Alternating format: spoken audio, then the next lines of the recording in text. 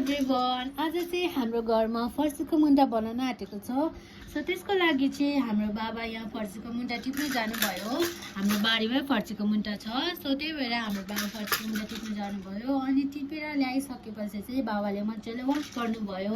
वास गरिसकेपछि चाहिँ मजाले केलाइसकेर अन्त मम्मीलाई दिनुभयो। अन्त मम्मीले चाहिँ यहाँ बनाउनुको लागि फर्स्ट कराई बसाए। कराई बसाइसकेपछि तेल लगाए।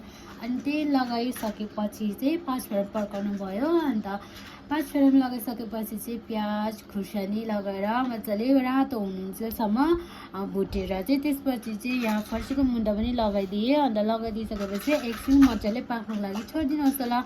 अनि फेरि बिचबिचमा अलिअलि मिक्स गर्दै गर्नुहोस् होला। त्यसपछि चाहिँ फर्सीको मुन्टा पाकिसकेपछि चाहिँ मैले आफ्नो लागि खाना लगाएँ। अन्त खाना लगाइसकेपछि चाहिँ अब चाहिँ म खाना गएको। सो आजको भिडियो चाहिँ यति नै। By by. आई होप तपाईँलाई मन पर्यो होला।